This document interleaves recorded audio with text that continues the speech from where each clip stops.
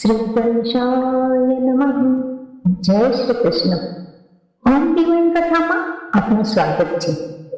આજે આપણે સાંભળીશું એક નવી દિવ્ય અને પ્રેરણાદાયી વાર્તા, જે તમારા મનને શાંતિ અને હૃદયની ભક્તિથી ભરી દેશે. તો ચાલો ભક્તિના સાગરમાં ડૂબકી લગાવીએ.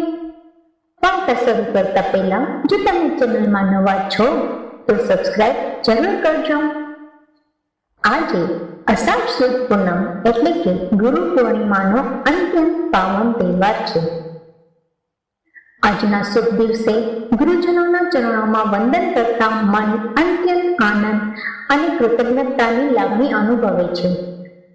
ગુરુ મહિમા ગાતા શાસ્ત્રોમાં સુંદર શ્લોક કહ્યો છે: ગુરુર બ્રહ્મા ગુરુર વિષ્ણુ ગુરુર્દેવો મહેશ્વર ગુરુ સાક્ષાત પરમ બ્રહ્મ તસ્મૈ શ્રી ગુરુવે નમઃ. સદગુણોના સર્જક બ્રહ્મા, સદવૃત્તિના પાલક વિષ્ણુ અને દુર્બુદ્ધિના સંહારક શિવ સમાન આપણા ગુરુ જ છે. ગુરુ અને ગુરુ પૂર્ણિમાનું આપણા જીવનમાં શું મહત્વ છે તે જોઈએ. ગુરુ શબ્દનો અર્થ સ્પષ્ટ જોઈએ તો ગુ એટલે અંધકાર અથવા અજ્ઞાન અને રૂ એટલે પ્રકાશ અથવા તેને દૂર કરનાર. જે આપણા જીવનમાંથી અજ્ઞાન રૂપી અંધકારને દૂર કરીને જ્ઞાનનો પ્રકાશ ફેલાવે છે તે જ સાચા ગુરુ છે. ગુરુ પરંપરાનો ઇતિહાસ ખૂબ જ પ્રાચીન છે. આદિયોગી ભગવાન શિવ અને સપ્તર્ષિઓ સાથે જોડાયેલો છે. આ દિવસે પ્રથમ ગુરુ શિવે તેમના પ્રથમ 7 શિષ્યોને જ્ઞાન આપ્યું હતું. ત્યારથી આ ગુરુ પરંપરા શરૂ થઈ હોવાનું પૌરાણિક કથા અને શાસ્ત્રોમાં વર્ણન કરેલ છે. મહાભારત, વેદો અને પુરાણોના રચયિતા મહર્ષિ વેદવ્યાસજીનો આજે જન્મદિવસ છે. તેથી આ દિવસે વ્યાસ પૂર્ણિમા પણ કહેવાય છે. નારદજીની પ્રેરણાથી વ્યાસજીએ ભાગવત પુરાણની રચના કરી, જેનાથી તેમના મનને સાચી શાંતિ મળી. ત્યારથી અષાઢ પૂર્ણિમાને ગુરુ પ્રત્યે આદર અને કૃતજ્ઞતા વ્યક્ત કરવા માટે ગુરુ પૂર્ણિમા કે વ્યાસ પૂર્ણિમા તરીકે ઉજવવામાં આવે છે અને તેમને આદિ ગુરુ તરીકે ઓળખવામાં પણ આવે છે. એક પૌરાણિક કથા અનુસાર ઘણા સમય પહેલા 4 વૃદ્ધો પોતાના પ્રશ્નોના જવાબ શોધી રહ્યા હતા. તેઓમાંનો પહેલો દુઃખી હતો અને દુઃખોમાંથી કઈ રીતે બહાર નીકળવું તેનો રસ્તો શોધતો હતો. બીજાને વિકાસ અને સફળતા જોઈતા હતા અને તે કઈ રીતે મળે તે તેને જાણવું હતું. ત્રીજાને જીવનનો અર્થ જાણવો હતો. ચોથાને બધું જ જ્ઞાન હતું, છતાં તેને કશું ખૂટે છે તેમ લાગ્યા કરતું હતું, પણ તે શું છે તે એ જાણતો ન હતો. તે ચારેય વૃદ્ધો પોતાના પ્રશ્નોના જવાબ મેળવવા માટે અહીં અહીં ફરી રહ્યા હતા. તેઓ ફરતા ફરતા એક વટવૃક્ષ પાસે પહોંચ્યા. વટવૃક્ષની નીચે એક યુવાનના રૂપે શિવ પ્રસન્ન સ્મિત સાથે બેસેલા હતા. તે ચારેય વૃદ્ધને લાગ્યું કે આ જ વ્યક્તિ તેમના પ્રશ્નોના જવાબ આપી શકશે. તેમને લાગ્યું કે તેમની સમસ્યાનું નિરાકરણ આ વ્યક્તિ જ કરી શકશે. તેથી તે ચારે ત્યાં બેસી ગયા. ચહેરા પર પ્રસન્ન સ્મિત સાથે બેસેલો યુવાન એક શબ્દ પણ બોલ્યો નહીં, છતાં તે ચારેયને પોતપોતાના પ્રશ્નોના જવાબ મળી ગયા.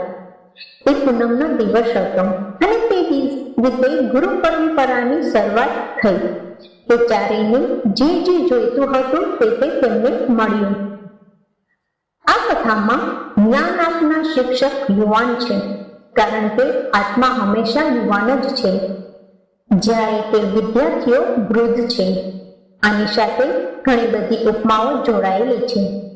શોધખોળ, ચાહના, અપેક્ષાઓ આપણને વૃદ્ધ બનાવે છે. સંસાર અથવા મુક્તિ અથવા કોઈ પણ વસ્તુની ઈચ્છા તમને વૃદ્ધ બનાવે છે. તેથી જ ચારે શિષ્યો વૃદ્ધ હતા અને ગુરુ યુવાન હતા. જીવનમાં ગુરુનું સ્થાન અને ભૂમિકા શું છે તે હવે હું તમને કહી રહી છું. શિક્ષક જીવનમાં આપણને ગણિતના ત્રિકોણ, ચતુષ્કોણ કે ષટકોણ શીખવે છે, પરંતુ ગુરુ આપણને જીવનનો સાચો દ્રષ્ટિકોણ આપે છે. મનુષ્યનો પ્રથમ ગુરુ તેની માતા છે, જે જન્મ અને સંસ્કાર આપે છે. ત્યારબાદ શિક્ષક, જે ગુરુ જીવન ઘડતર કરે છે. ગુરુ દીવાદાંડી છે. સંસાર રૂપી દરિયામાં અફડાતા વહાણ સમાન મનુષ્યને સાચી દિશા બતાવે છે. ગુરુ માઇલસ્ટોન અને સાઇનબોર્ડ છે. આપણને મુકામ નજીક હોવાની જાણકારી આપે છે અને અનિષ્ટથી સાવચેત કરે છે. કવિઓ કહે છે કે શિષ્ય દિએ ગુરુ મિલે તો ભી સસ્તા જાન. પારસમણી લોઢાને સોનું બનાવી શકે છે, પણ લોખંડને પારસમણીમાં પરિવર્તિત કરી આપે તે જ ગુરુ છે. મર્યાદિત જ્ઞાન દ્વારા હોવાનો ડેટકો બની બેઠેલો ઉપખંડ વૃત્તિના શિષ્યને અગાધ મહાસાગરની માછલીમાં પરિવર્તિત કરવાનું કૌશલ્ય ગુરુમાં જ છે. શ્રીમદ ભગવદ ગીતામાં અર્જુન પણ કુરુક્ષેત્રના મેદાનમાં શસ્ત્ર ત્યાગ કરીને ભગવાન શ્રી કૃષ્ણને કહે છે, હું આપનો શિષ્ય છું, આપના શરણે આવ્યો છું, મને માર્ગદર્શન આપો. આમ ગીતામાં ગુરુ અને શિષ્ય વચ્ચેના સંવાદનું સર્વોચ્ચ શિખર છે. જૈન ધર્મ અનુસાર જે દિવસે તમે ગુરુને હૃદયથી યાદ કરો તે જ દિવસ તમારા માટે ગુરુ પૂર્ણિમા જ છે. ગુરુ વગર જ્ઞાન નથી, જ્ઞાન વગર મોક્ષ નથી. આ અનંત સાગર સંસારમાં ગુરુ એક નાવડી સમાન છે, જે આપણને ભવસાગર પાર કરાવે છે. ગુરુ કૃપાથી આવાગમનના કાળચક્રમાંથી મુક્તિ અપાવે છે.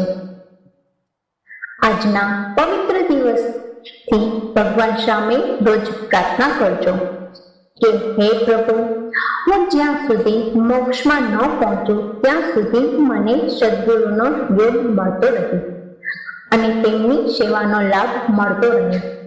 તેથી જ ગુરુને ગોવિંદ કરતા પણ ઊંચા સ્થાને મૂકવામાં આવે છે.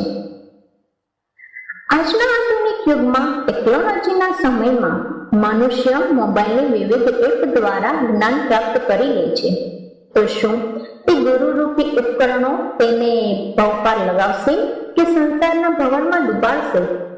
તમારો મંતવ્ય મને કમેન્ટમાં જરૂર જણાવજો.